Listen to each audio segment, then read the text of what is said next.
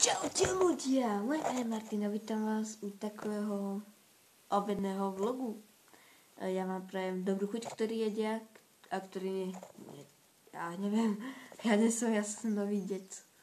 Takže ja vás vítam u vlogu proste, tak to poviem. Ja mám proste taký pocit, že keď stanem, tak ma čakajú nejaké raňajky a poviem, čo sa mi dneska stalo. Proste zobudím sa, krásny deň, trošku mraky. Zobudím sa, zavarím si musli, ako zapekané v byle, ako niekto bol v byle určite.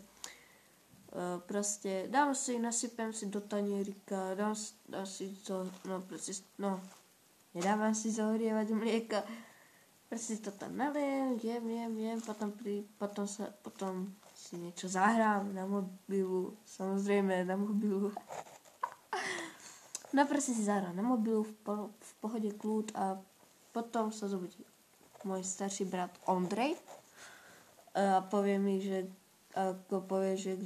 ako som ma spýtal, že či som niečo raňajkoval, povedal mi, samozrejme, že ja som povedal, že hej, a sa pýtal, že čo, ja som mu povedal, že musli, ako mušle, zapekané ako to neviem sa ani vysvetľovať, tak a proste povedal, moje mušle,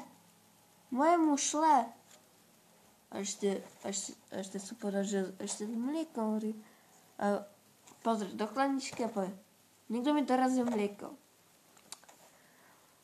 Opýtal som ho, že či si ty dorazil červené a modré mlieko. Ja som povedal, že červené to asi polotučné alebo plnotučné. Ja neviem. OK. Ja sa trošku budem lúčiť s týmto krátkým videom. Možno, že bude sem tam nejaký ten nový diel. OK ľudia, ja sa budem lúčiť s týmto videom.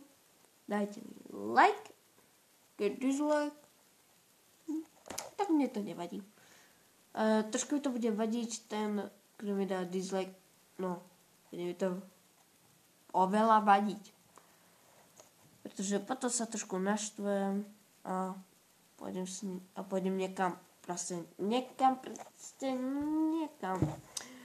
OK, ja sa lúčim s týmto možno videom. Ja sa učím s vlogom. A čaute ľudia, na like.